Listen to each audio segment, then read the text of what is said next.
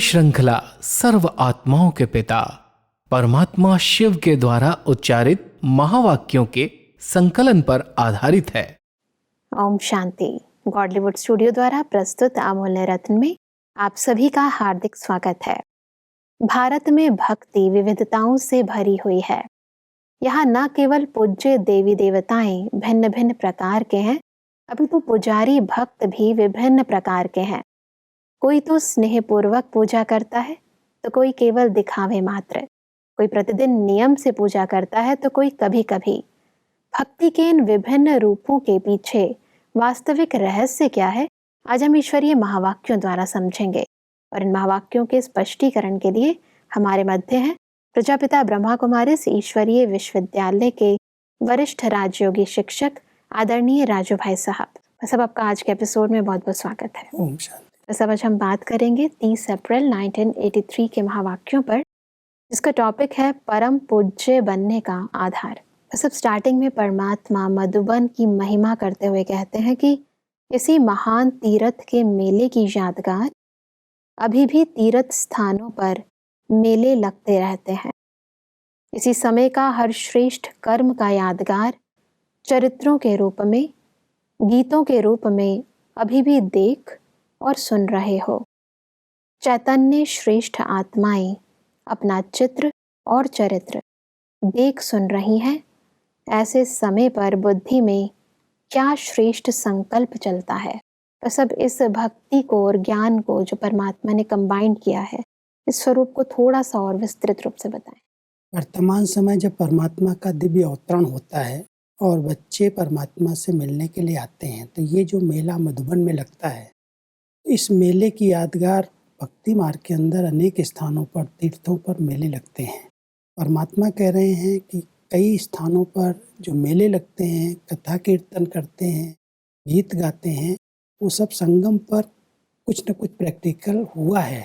और इसमें आप बच्चे जो मधुबन में मेला मना रहे हैं, वो अपने भक्ति के यादगारों को भी देख रहे हैं। वहाँ भी कैसे मेले लग रहे हैं, कैसे भक्ति कर रहे हैं, कैसे कथा और कीर्तन कर रहे हैं।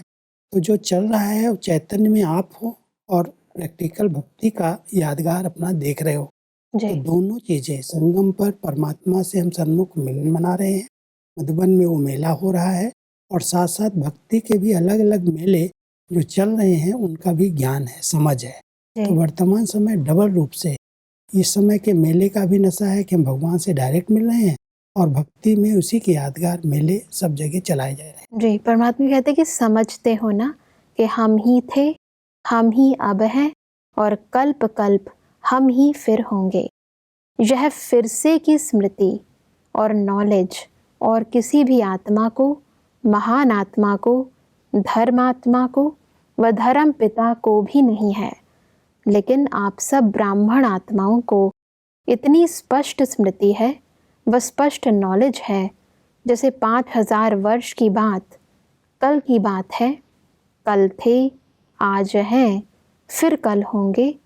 तो आज और कल इन दोनों शब्दों में 5000 वर्ष का इतिहास समाया हुआ है। ज्ञान सागर अपने बच्चों को ज्ञान देते हैं पूरे कल्प का, 5000 वर्ष का। ये ड्रामा कैसे हूबहू रिपीट होता है। और ये जब ज्ञान आत्मा को आ जाता है कि कल मैं था, आज हूँ, फिर कल बनूंगा, तो ये हिंदी के दो शब्द बड़े अच्छे हैं, आज कल। पास्ट को भी कहते हैं कल, जो बीत गया, और जो आने वाला है कल, वो भी कल ही है। तो वर्तमान समय परमात्मा हम सबको आज और कल में पूरे 5000 वर्ष का ज्ञान देते हैं। फिर से हम बने थे, फिर से हम बनेंगे। तो ये जो फिर से का ज्ञान है, आज और कल का ज्ञान है, परमात्मा कहते हैं न तो कोई देवताओं को ये ज्ञान रहता है, न भक्ति काल की महान आत्माओं को ज्ञान रहता है। ये ज्ञान केवल संगम पर ब्राह्मण आत्माओं को मिलता है। जब परमात्मा का दिव्य अवतरण होता है, ज्ञान सागर अपने बच्चों को ज्ञान देता है कि 5000 वर्ष के चक्र में आप आत्माएं कैसे देवता थी, बनी थी, फिर से बनेंगी, फिर से ब्राह्मण बने हो, फिर से बनेंगे। ये फिर से का ज्ञान और आजकल का ज्ञान परमात्मा के द्वारा 5000 वर्ष का दो ही शब्दों में हम बच्चों को मिल रहा है। परमात्मा कहते हैं कि भारत में 33 करोड़ देवताओं को नमस्कार करते हैं, अर्थात आप श्रेष्ठ ब्राह्मण सो देवताओं के वंश के भी वंश, उनके भी वंश सभी का पूजन नहीं तो गायन तो करते ही हैं। तो सोचो, जो स्वयं पूर्वज हैं उन्हों का नाम कितना श्रेष्ठ होगा और पूजन भी पूर्वजों का कितना श्रेष्ठ होगा। 9 लाख का भी गायन है, उससे आगे 16,000 का गायन है, फिर 108 का है, फिर 8 का है, उससे आगे युगल दाने का है, नंबरवार है ना। एक तरफ 33 करोड़ देवी देवताओं की पूजा हो रही है, तो परमात्मा कहते हैं आप बच्चे जो पूज्य बने हैं उनकी जो वंशावली है, जो वंश है, वंश का भी वंश है, लास्ट तक, कलयुग के अंत तक जो उस वंशावली में आत्माएं आई हैं उन सब को अगर पूजा नहीं हो रही तो गायन तो हो ही रहा है। तो एक तरफ 33 करोड़ कोटि देवी देवताएं गाए जा रहे हैं, दूसरी तरफ फिर 9 लाख शालिग्राम की भी पूजा होती है, फिर उसके बाद 16,108 रत्नों की पूजा होती, माला की भी पूजा होती है, फिर 108 की होती है, फिर 8 की होती है, तो उसमें भी 2 युगल दाना की भी होती है। तो संगम पर जो पूर्वज आत्माएं हैं जिनके आधार से पूरी वंशावली गाई और पूजी जाती है, वो पूर्वज आत्माओं को कितना नशा रहना चाहिए कि मेरी पूज्य स्थिति के आधार से मैं जितना पवित्र और पूज्य बना हूँ, मैं पूर्वज सभी पूरे कल्प के अंदर जितनी भी वंशावली हुई है उन सब से भी महान आत्मा हूँ। जब इस सम्मान में, इस स्मृति में रहते हैं तो वो पूज्यपन के संस्कार, वो पवित्र संस्कार अपने आप इमर्ज हो जाते हैं। तो परमात्मा हम सबको कहते हैं कि आप अपने इस सम्मान में रहो कि मैं पूज्य हूँ, पूर्वज हूँ, पूरे वंशावली का आधार मेरे ऊपर निर्भर करता है। जी, परमात्मा कहते हैं कि गायन तो सभी का है, क्योंकि जो भाग्य विधाता बाप के बच्चे बने, इस भाग्य के कारण उन्हों का गायन और पूजन दोनों होता है। लेकिन पूजन में 2 प्रकार का पूजन है, एक है प्रेम की विधि पूर्वक पूजन और दूसरा है सिर्फ नियम पूर्वक पूजन। दोनों में अंतर है ना। बहुत बड़ा अंतर है, क्योंकि पूजा करने वाले जो भक्त हैं कोई स्वार्थ से करते हैं, कोई नियम पालन करते हैं, भाई उठना ही है, घंटी बजानी है, मंदिर की सफाई करनी है, कर लेते हैं। लेकिन एक भावना से, एक स्नेह से, उस श्रद्धा से उस भगवान की मूर्ति के आगे जाना, उसका नमन करना, उसको साफ स्वच्छ करना, उसकी पूजा करना, तो परमात्मा कहता है पूजन में भी अंतर आ गया। संगम के समय पर जिस तरह की हम आत्माएं जितनी पूज्य बनती हैं उसी आधार से हमारी भक्ति में पूजा होगी। अगर हम बहुत अच्छे पवित्र और योगी इस समय बने हैं तो भक्ति काल के अंदर भी हमारे भक्त लोग बहुत प्यार से संभाल करेंगे, बहुत अच्छी भावना से पूजा करेंगे। नहीं तो नियम के रूप से आएंगे, माला चढ़ाएंगे, साफ स्वच्छ करेंगे, आरती उतार लेंगे, फिर चले जाएंगे। परमात्मा कहता है पूजन में भी अंतर क्यों पड़ा, क्योंकि वर्तमान समय आपकी जैसी स्थिति बनी, जितनी ऊंचाई तक आप पहुंचे, उसी आधार से आपका पूजन और गायन होता है। जी, परमात्मा कहते हैं कि कोई कोई भक्त देवता नाराज ना हो जाए इस भय से पूजा करते हैं, और कोई कोई भक्त दिखावा मात्र भी पूजा करते हैं, और कोई कोई समझते हैं भक्ति का नियम व फर्ज निभाना है, चाहे दिल हो या ना हो, लेकिन निभाना है। ऐसे फर्ज समझ करते हैं। बहुत सारे फर्ज होते हैं समझ करके कि हमारे पूर्वज क्या कहेंगे, बड़े क्या कहेंगे। जी। जैसे आज घरों में अगर मंदिर होता है तो माताएं आती हैं घर में, शादी करके नई नई आती हैं, तो देखते हैं हमारी दादी माँ कर रही है, फलाने कर रहे हैं, सासू माँ कर रही है, तो वो भी करना लगते हैं, फर्ज निभाती है। उसको पता नहीं है क्या है सब, लेकिन एक को देख करके दूसरा भी सीखता है। तो परमात्मा कहता है ये फर्ज अदाई के रूप में भी पूजा हो रही है, और एक श्रद्धा भावना पहचान करके उस रूप से भावना से भी पूजा करते हैं। पूजा में भी अंतर पड़ जाता है। परमात्मा कहते हैं कि यहाँ भी देखो, देवात्मा बनने वाले, ब्रह्मा कुमार कुमारी कहलाने वाले भिन्न भिन्न प्रकार के हैं ना। नंबर 1 पूज्य, सदा सहज स्नेह से और विधि पूर्वक याद और सेवा व योगी आत्मा, दिव्य गुण धारण करने वाली आत्मा बन चल रहे हैं। 4 सब्जेक्ट द्वारा विधि और सिद्धि प्राप्त किए हुए हैं। दूसरे नंबर के पूज्य विधि पूर्वक नहीं, लेकिन नियम समझ करके करेंगे। 4 ही सब्जेक्ट पूरे लेकिन विधि सिद्धि के प्राप्ति स्वरूप हो करके नहीं, लेकिन नियम समझकर चलना ही है, करना ही है। इसी लक्ष्य से जितना कायदा उतना फायदा प्राप्त करते हुए आगे बढ़ रहे हैं। परमात्मा ने हम बच्चों को 4 ही सब्जेक्ट पढ़ाई और चारों सब्जेक्ट में कई हैं जो बड़ी लगन से, बड़ी भावना से बाबा की याद में रहते हैं, सेवाएं करते हैं, दिव्य गुण अपने जीवन में धारण करते हैं और ज्ञान स्वरूप बन करके रहते हैं। और कोई हैं जो जैसे दिखावे के लिए नियम पालन करना है, क्लास में आएंगे, योग में बैठ जाएंगे, लेकिन विधि पूर्वक जिस प्रकार से बाबा को याद करना चाहिए, जिस प्रकार से मुरली का अध्ययन करना चाहिए, जिस प्रकार से सेवाएं करनी चाहिए, वो नहीं कर पाते जी। तो 2 प्रकार के इस समय ही ब्रह्मा कुमार कुमारियां हैं। संगठन में देखो आते हैं तो एक दूसरे को देख करके भाई ये आते हैं, हम नहीं जाएंगे तो हमको क्या कहेंगे, जी। हम लेट जाएंगे तो लोग क्या कहेंगे। एक हैं जो अपने नियम में दृढ़ हैं, बहुत भावना से, बहुत श्रद्धा से बाबा को याद करते हैं, उनकी सेवाओं में अपना सब कुछ सफल करते, गुप्त करते रहते हैं। और दूसरे हैं दिखावा करते हैं। तो इसी आधार से जैसे चारों सब्जेक्ट को हम लोग इस समय अपने जीवन में उतार रहे हैं, ज्ञान, योग, धारणा, सेवा, ऐसे ही भक्ति मार्ग के अंदर भी पूजा में नंबर बन जाता है। जी। जो इस समय इतनी श्रद्धा से, दृढ़ता से, गुप्त रीति से अपना पुरुषार्थ कर रहे हैं, उनकी पूजा भी बड़ी भावना से लोग करते हैं। और जो इस समय दिखावा करके ज्ञान योग कर रहे हैं, उनके दिखावे के रूप से भक्त लोग आकर के ऐसे फूल चढ़ा देते हैं, आरती उतार देते हैं, तो पूजा में भी अंतर पड़ जाता है। परमात्मा कहते हैं कि नंबर 3 मेजॉरिटी समय चारों ही सब्जेक्ट दिल से नहीं लेकिन दिखावा मात्र करते हैं। याद में भी बैठेंगे नामी ग्रामी बनने के भाव से, ऐसे दिखावा मात्र सेवा भी खूब करेंगे। जैसा समय वैसा अल्पकाल का रूप भी धारण कर लेंगे, लेकिन दिमाग तेज और दिल खाली। परमात्मा 3 प्रकार के बच्चे हम सबको बता रहे हैं कि अलग अलग क्वालिटीज हैं। एक हैं जो सदा लवलीन रहते हैं, परमात्मा के प्यार में समाये रहते हैं। दूसरे हैं जो याद में, प्यार में रहते हैं, लीन नहीं रहते हैं, लव में रहते हैं। और तीसरे नंबर वाले जो हैं वो चारों सब्जेक्ट में केवल दिखावा करते हैं। याद में भी नामी ग्रामी बनने के लिए आकर के सबसे पहले ऐसे योग में बैठ जाएंगे, योग लगे या न लगे। जी। सेवा में भी दिखावा करेंगे कि आगे हम कर रहे हैं, ये कर रहे हैं, ये कर रहे हैं। परमात्मा कहता है वो दिमाग से करते हैं, दिखावे के लिए करते हैं, दिल से नहीं करते, इसलिए वो तीसरा नंबर बन जाते हैं। लेकिन पहले नंबर वाले जो पूज्य आत्माएं हैं, जिनकी सारी भक्ति काल के अंदर आधा कल्प यथार्थ विधि पूर्वक पूजा होती है, वो लवलीन आत्माएं हैं।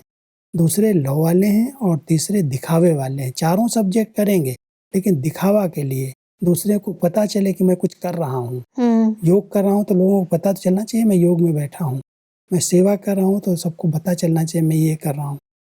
रूप भी ऐसा बना के रहेंगे। तो परमात्मा कहता है दिमाग वाले तो हैं, दिमाग तो लगाते हैं लेकिन दिल से नहीं करते, इसलिए उतनी प्राप्ति उनको नहीं होती। परमात्मा कहते हैं कि नंबर 4 सिर्फ डर के मारे कोई कुछ कह ना दे कि यह तो है ही लास्ट नंबर का, वह आगे चल नहीं सकता।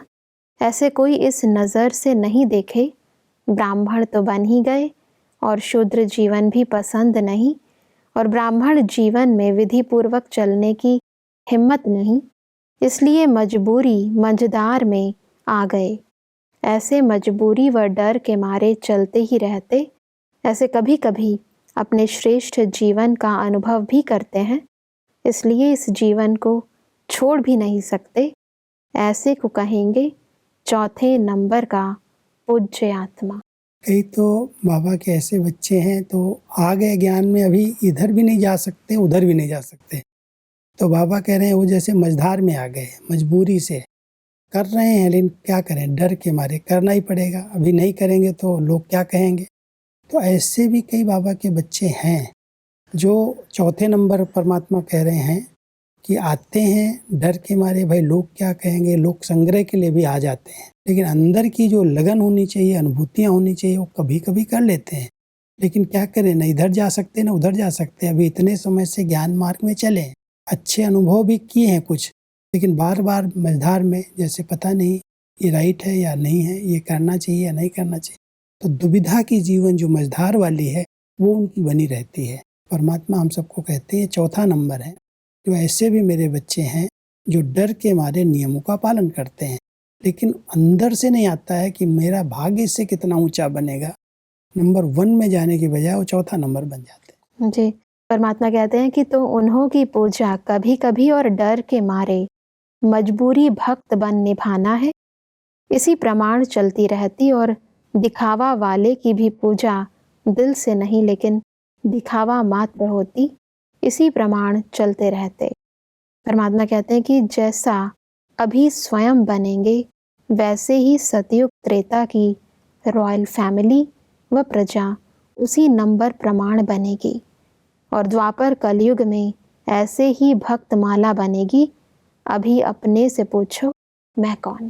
पूरे कल्प का ज्ञान सागर बाबा अपने बच्चों को देता है। जी, सतयुग त्रेता के अंदर मैं किस पद को प्राप्त करूंगा, राजाई में आऊंगा, रायल घराने में आऊंगा, साहूकार बनूंगा, प्रजा बनूंगा, दास दासी बनूंगा।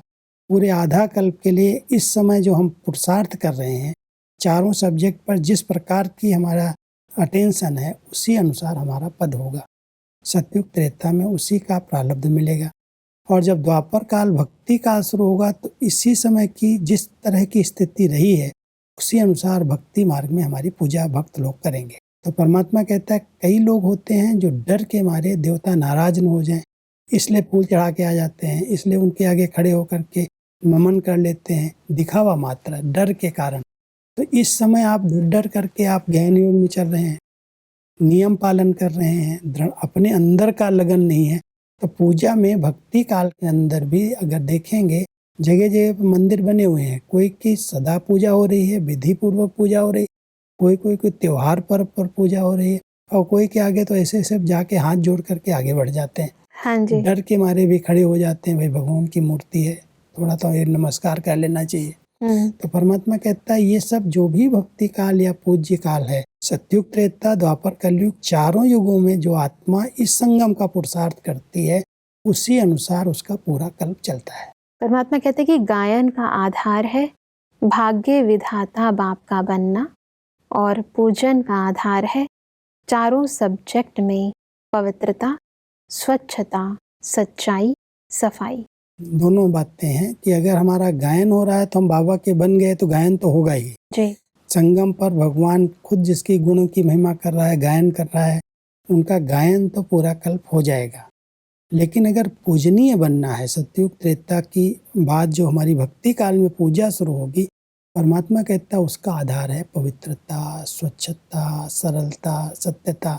जितने दिव्य गुण हमारे अंदर आते जाते हैं उन दिव्य गुणों के आधार से देवी देवताओं की पूजा हो रही है। वर्तमान समय हम किस स्टेज के गायन योगी बनेंगे या पूजन योगी बनेंगे, और पूजा भी मेरी किस प्रकार की होगी, वो हम सब अपने आप को अभी ही परख सकते हैं, जांच कर सकते हैं। और जैसा हम पुरुषार्थ करेंगे वैसे ही हमें प्रारब्ध मिलेगी। परमात्मा कहते हैं कि ऐसे पर परमात्मा भी सदा स्नेह के फूलों से पूजन अर्थात श्रेष्ठ मानते हैं, परिवार भी श्रेष्ठ मानते हैं और विश्व भी वाह वाह के नगाड़े बजाए उन्हों की मन से पूजा करेगा और भक्त तो अपना इष्ट समझ दिल में समाएंगे। तो ऐसे पूज्य बने हो। तो वर्तमान समय अगर बाबा की तरफ से हमारी वाह वाह हो रही है, गुणों के फूल चढ़ रहे हैं, कितना अच्छा बच्चा है, कितना सपूत है, कैसे याद और सेवा में आगे बढ़ रहा है, तो बाबा भी, परिवार भी, सबकी तरफ से हम उस नज़र से देखे जाते हैं कि बहुत महान हैं, बहुत श्रेष्ठ हैं, कितना आज्ञाकारी हैं। उस नज़र से बाबा भी देखता है, परिवार भी देखता है, फिर विश्व की आत्माएं भी वाह वाह करती हैं और भक्त आत्माएं भी उनको उसी नज़र से पूज्य और गायन योग्य मानती हैं। परमात्मा कहते हैं कि जब है ही परम पिता, सिर्फ पिता नहीं है लेकिन परम है, तो बनाएंगे भी परम ना। पूज्य बनना बड़ी बात नहीं है लेकिन परम पूज्य बनना है। आगे बढ़ते हैं तो परमात्मा कहते हैं कि स्मृति ही ब्राह्मण जीवन का फाउंडेशन है। स्मृति का सदा अटेंशन, स्मृति सदा समर्थ रहे तो सदा विजयी है। जैसे शरीर के लिए श्वास फाउंडेशन है, ऐसे ब्राह्मण जीवन के लिए स्मृति फाउंडेशन है। सदा स्मृति रहे यह ब्राह्मण जन्म विशेष जन्म है, साधारण नहीं। ऊंचे ते ऊंचे बाप के साथ ऊंचे पाठधारी हैं, तो ऊंचे पाठधारी का हर संकल्प, हर बोल विशेष, साधारण नहीं हो सकता। ये भी एक स्मृति का श्वास है। जैसे परमात्मा कह रहे हैं शरीर में श्वास है तो शरीर ठीक है, श्वास नीचे ऊपर होती है तो शरीर बेकार हो जाता है। जी। ऐसे ही परमात्मा कहते हैं कि आपकी स्मृति में क्या क्या रहता है, कि मैं एक श्रेष्ठ आत्मा हूँ, महान आत्मा हूँ, पूरे कल्प में श्रेष्ठ पाठ बजाने वाली आत्मा हूँ। जब ये स्मृति रहती है तो समर्थि भी आती है, शक्ति आती है। जी। ये भी एक श्वास है जैसे। इसलिए बार बार अपनी स्मृतियों को श्रेष्ठ बनाना चाहिए। क्या क्या मेरी स्मृतियों में रहता है, क्या मेरा ये श्रेष्ठ जीवन, ब्राह्मण जीवन जो इतना श्रेष्ठ है उसकी स्मृति रहती है, फिर मैं क्या बनने वाला हूँ उस स्वरूप की स्मृति रहती है। तो जब स्मृति स्वरूप आत्मा रहती है तो समर्थ है, शक्तिशाली है। जी। और यही स्मृति ही, श्रेष्ठ स्मृति ही ब्राह्मण जीवन का श्वास है। इससे ही हम आगे बढ़ सकते हैं, उन्नति को प्राप्त कर सकते हैं। जी। इसलिए अपनी स्मृतियों को जरूर चेक करना चाहिए। बिल्कुल। परमात्मा कहते हैं कि जो राज युक्त हैं उन बच्चों पर बाप को सदा नाज है। राज युक्त, योग युक्त, गुण युक्त, सबका बैलेंस रखने वाले, सदा बाप की ब्लेसिंग की छत्र छाया में रहने वाले, ब्लेसिंग की सदा ही वर्षा होती रहती है। जन्मते ही यह ब्लेसिंग की वर्षा शुरू हुई है और अंत तक इसी छत्र छाया के अंदर गोल्डन फूलों की वर्षा होती रहेगी। संगम युग पर हम सबको राजयुक्त, योग युक्त, गुण युक्त बनने की आवश्यकता है। जी। जो भी हम ज्ञान की बातें सुनते हैं उसमें बहुत सारे राज हैं, रहस्य हैं। राज माना रहस्य हैं। तो हम सब रहस्य को समझ करके चलें। तो परमात्मा कहता है जब राजयुक्त, गुण युक्त, योग युक्त बन करके चलेंगे तो ये जो जीवन है बहुत महान जीवन है। उसका एक नशा रहेगा, उसकी एक स्मृति रहेगी और उस स्वरूप में स्थित होकर के आप अगर चलेंगे तो आपको देख करके अनेकों को प्रेरणाएं प्राप्त होंगी। तो वर्तमान समय हम सबको ज्ञान, योग, धारणा, सेवा को अपने जीवन में ऐसा उतार के चलना है जो दूसरे भी सीखें, उसको भी प्रेरणाएं प्राप्त हों। बिल्कुल भाई साहब, आज हमने समझा कि कैसे हमारे वर्तमान समय की स्मृति और स्थिति हमारे भविष्य प्रारब्ध का व द्वापर युग के अंदर पूज्य आत्मा बनने का आधार बनता है। भाई साहब, स्पष्टीकरण के लिए आपका बहुत बहुत धन्यवाद। ओम शांति। दर्शकों, आज के महावाक्यों में परमात्मा ने कहा कि नंबर 1 पूज्य आत्मा बनने के लिए हमें स्नेह और विधि पूर्वक चारों ही सब्जेक्ट में सिद्धि प्राप्त करनी है। परमात्मा ने कहा कि गायन का आधार है भाग्य विधाता बाप का बनना और पूजन का आधार है चारों ही सब्जेक्ट में पवित्रता, स्वच्छता, सच्चाई और सफाई। परमात्मा ने कहा कि ब्राह्मण जीवन का फाउंडेशन है स्मृति, अतः हमारी स्मृति सदा ही श्रेष्ठ और समर्थ होनी चाहिए। दर्शकों, आज के महावाक्यों से संबंधित यदि आपके मन में कोई प्रश्न है तो आप हमें ईमेल कर सकते हैं। हमारा ईमेल आईडी है amulyaratna@godlywoodstudio.org। अगले एपिसोड में एक और अव्यक्त वाणी के साथ आप सभी के समक्ष हम फिर हाजिर होंगे। तब तक के लिए लेते हैं इजाजत। ओम शांति। मुख्य सार। गायन का आधार भाग्य विधाता बाप का बनना, पूजन का आधार हर सब्जेक्ट में पवित्रता, स्वच्छता, सच्चाई और सफाई। नंबरवार पूज्य बनने का आधार, पहला, हर सब्जेक्ट में स्नेह से विधि पूर्वक सिद्धि प्राप्त करना। दूसरा, चारों ही सब्जेक्ट पूरे लेकिन नियम समझ करके करना। तीसरा, दिल से नहीं लेकिन दिखावा मात्र करना। चौथा, शूद्र जीवन भी पसंद नहीं और ब्राह्मण जीवन में भी मजबूरी से चलना। जो राजयुक्त, योग युक्त, गुण युक्त हैं उन बच्चों पर बाप को सदा नाज है। अधिक जानकारी के लिए संपर्क करें Amulya Ratan Godlywood studio, Manmohini Van, Shantivan post, Abu road 307510, district Sirohi, Rajasthan. Email ID है amulyaratn@godlywoodstudio.org। इस श्रृंखला को प्रजापिता ब्रह्मा कुमारीज ईश्वरीय विश्वविद्यालय के सेवा केंद्रों पर क्लास में नियमित रूप से चलाने के लिए गॉडलीवुड स्टूडियो से संपर्क करें।